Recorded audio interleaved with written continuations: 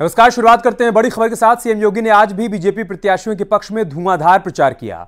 मुरादाबाद और पीलीभीत के अलावा सीएम योगी ने उत्तराखंड के हल्द्वानी में भी जनसभा को संबोधित किया। इस दौरान सीएम योगी ने विपक्ष पर जमकर प्रहार किया। उन्होंने कहा कि यूपी में अब न कर्फ्यू है न दंगा है, यहां सब चंगा है। 3 तस्वीरें हम आपको दिखा रहे हैं। 3 जनसभाओं को संबोधित किया सीएम योगी आदित्यनाथ ने। मुरादाबाद, पीलीभीत, हल्द्वानी और तीनों जगहों पर बीजेपी प्रत्याशियों के लिए उन्होंने प्रचार किया और बताया कि उत्तर प्रदेश में 2017 के बाद से कैसे बदलाव आया है, कैसे कानून का राज स्थापित हुआ है। दंगा करने वाले अब यहां से पलायन कर रहे हैं, उनके खिलाफ पुरजोर तरीके से कार्रवाई हो रही है। कहीं कोई कर्फ्यू नहीं लगता, बल्कि उत्तर प्रदेश में अब कांवड़ यात्रा निकलती है।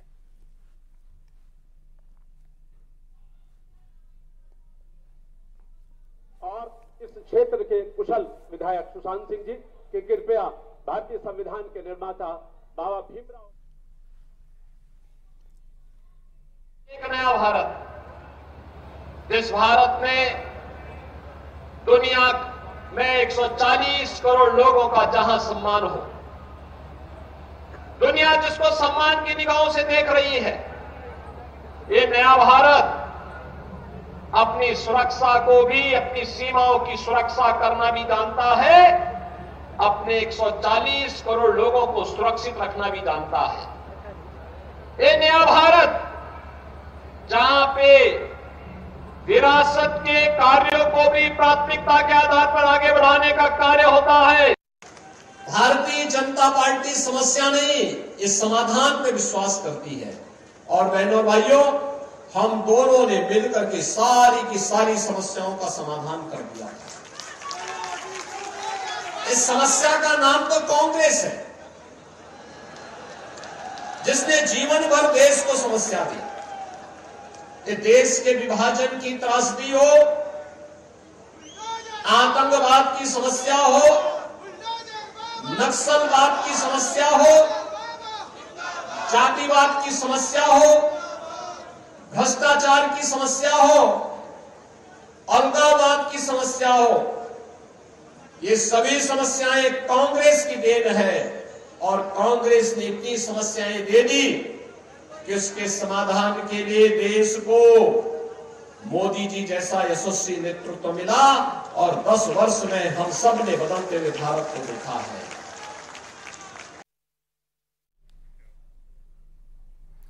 बैसाखी के मौके पर सीएम योगी लखनऊ में गुरुद्वारे में पहुंचे। इस मौके पर सीएम योगी ने कहा कि सिख गुरुओं के त्याग को समाज कभी भी भूल नहीं सकता है। मुख्यमंत्री ने कहा कि कुरीतियों के खिलाफ सिख गुरुओं ने लड़ाई लड़ी। मुख्यमंत्री ने कहा कि गुरु परंपरा के पालन से हम आगे बढ़ेंगे। खालसा सृजन के लिए प्रदेशवासियों को और संतों, जब तक गुरु परंपरा का अनुसरण हम करेंगे और जब तक गुरु महाराज के आदेशों का पालन करते हुए हम आगे बढ़ेंगे, हमें सफलता की नई ऊंचाइयां प्राप्त होंगी। और जब भी उनकी अवहेलना करके हम उन्हें अपने व्यक्तिगत स्वार्थों के लिए अवहेलना करने का कार्य करेंगे, तो पतन से समाज को कोई नहीं बचा पाएगा।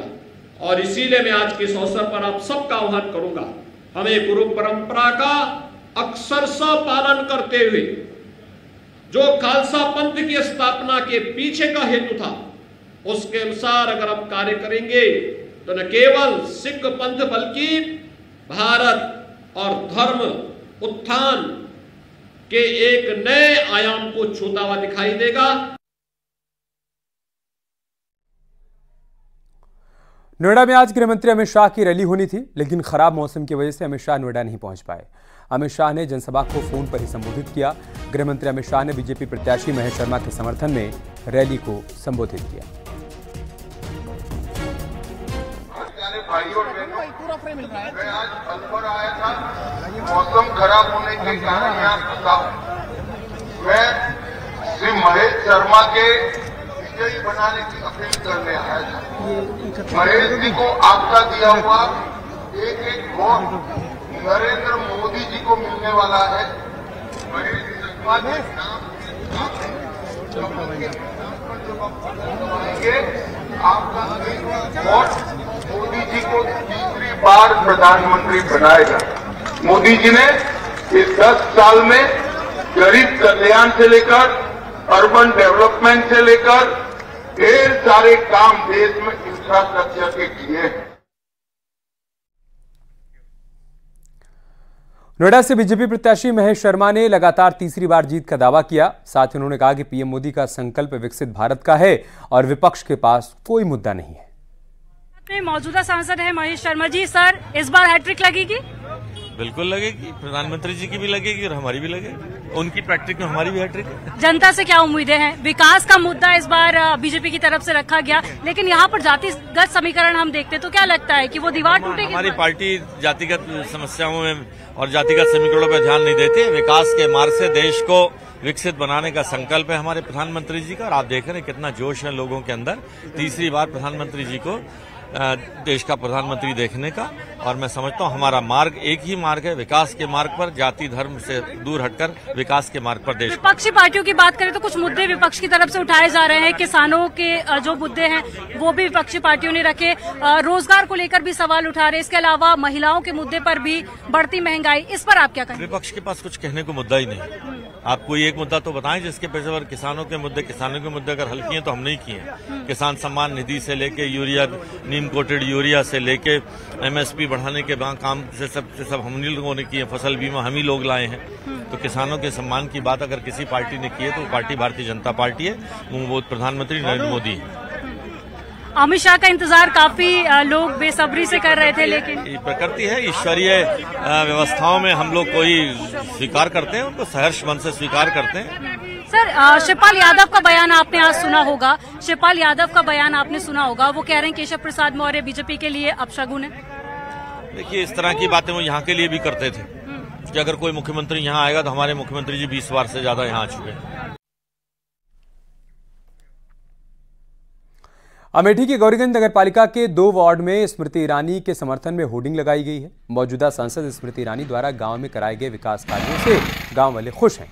गौरीगंज के वार्ड नंबर 11 और 15 के लोगों ने गांव के बाहर बोर्ड लगवाकर लिखा है कि हमारी सांसद हमारा अभिमान है। बाकी दलों के उम्मीदवारों से गांव में आकर समय ना बर्बाद करने की बात भी लिखी गई है। बता दें कि 5वें चरण यानी 20 मई को अमेठी में चुनाव होना है। उससे पहले गांव वाले बोर्ड लगाकर चुनाव में सांसद के साथ खड़े रहने की बात कह रहे हैं।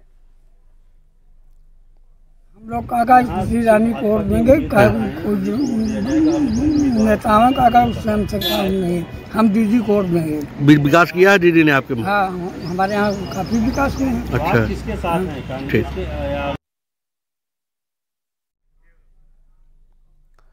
गोरखपुर सदर से बीजेपी की प्रत्याशी रविकिशन शुक्ला ने अपने चुनावी कार्यालय का उद्घाटन किया। इस दौरान रविकिशन ने एक बार फिर से मोदी सरकार का दावा किया। उन्होंने कहा कि विपक्ष का कोई अता पता कहीं पर नहीं है। स्वागत है। देखिए यहाँ पर वो सब लोग आए, कोई चिंता नहीं, लेकिन ये है कि कोरोना काल में कौन कहाँ था। कोरोना काल में ना कोई सपा थी, ना यहाँ बसपा थी, ना कांग्रेस थी। कोरोना काल में आपके सांसद घूम रहे थे, हमारे पूरे विधायक गण, हमारे पूरे योद्धा, हमारे पार्षद गण, मंडल अध्यक्ष, एक एक भारतीय जनता पार्टी युवा का कार्यकर्ता, भारतीय जनता पार्टी युवा मोर्चा का कार्यकर्ता। विकास इतना बड़ा है, ये मंदिर की सीट है, ये भाजपा का गढ़ है। एक एक आदमी विकास में लीन है। प्रधानमंत्री मोदी जी और पूज्य योगी महाराज ने इसको स्वर्ग बना दिया इस गोरखपुर में। कोई भी विपक्षी आए, किसी बात का भय नहीं, जनता ने तय कर लिया है मोदी जी को जिताना है और ये प्रधानमंत्री मोदी जी का चुनाव है, इसमें किसी को कोई कंफ्यूजन नहीं है। तो कोई भी विपक्षी आए, डेमोक्रेसी है, सबका स्वागत है। समाजवादी पार्टी के अध्यक्ष अखिलेश यादव ने बिजनौर के मीरापुर में रैली के दौरान जयंत चौधरी पर इशारों ही इशारों में निशाना साधा। उन्होंने कहा कि कुछ लोग घोड़े की ढाई चाल से किधर गिरे किसी को नहीं पता है। जयंत ने पिछले दिनों पटकनी देने वाले और शतरंज की चाल वाला बयान दिया था, उसी पर अखिलेश यादव का यह पलटवार आया है।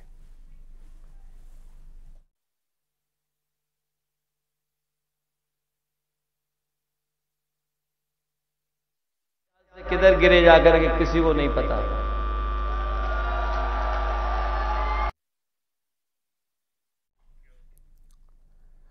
बागपत से समाजवादी पार्टी के प्रत्याशी अमरपाल शर्मा के खिलाफ आचार संहिता उल्लंघन का मुकदमा दर्ज हुआ है। ईद के दिन मस्जिद के बाहर पटका पहनकर घूमने पर यह कार्रवाई की गई है। एसपी प्रत्याशी अमरपाल शर्मा और 40 अज्ञात समर्थकों के खिलाफ बड़ौद पुलिस ने मुकदमा दर्ज किया है।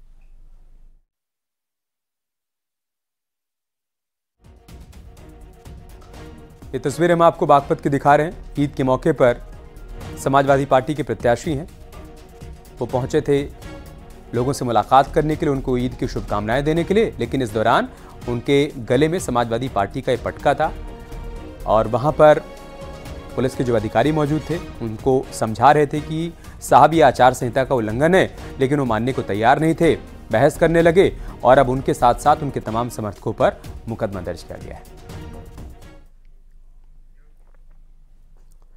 कांग्रेस के प्रदेश अध्यक्ष अजय राय ने न्यूज 18 से खास बातचीत की। अजय राय ने बीजेपी पर जमकर निशाना साधा और इंडिया गठबंधन की जीत का दावा भी किया। ऐसा इंडिया गठबंधन पूरे देश से मजबूती से चुनाव लड़ रहा है, चाहे वो बिहार हो, यूपी हो, साउथ का हो, दिल्ली हो, महाराष्ट्र हो, कोई भी, हर प्रदेश, हरियाणा से लेके पंजाब, इनके प्रत्याशियों को, भाजपा के प्रत्याशियों को जनता वहाँ से भगा रही है।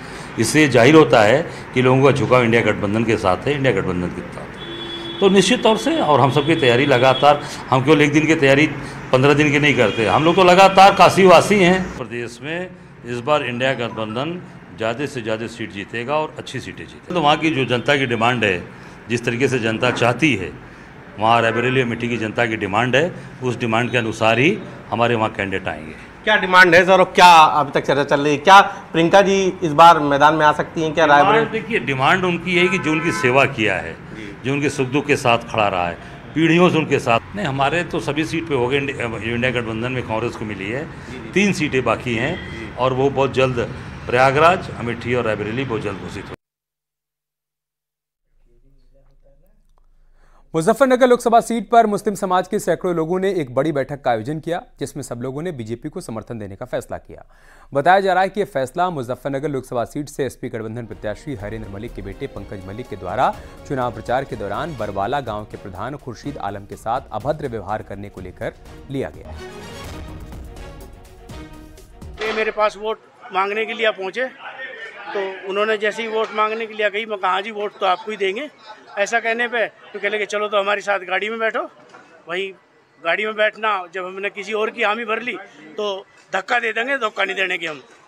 तो हमने उनसे कहा जी हमने हामी कर ली। हामी किसकी कर ली भाई? मेरी करी, किसी और की करी? वो कहा जी हमने मंत्री जी की हामी कर ली है।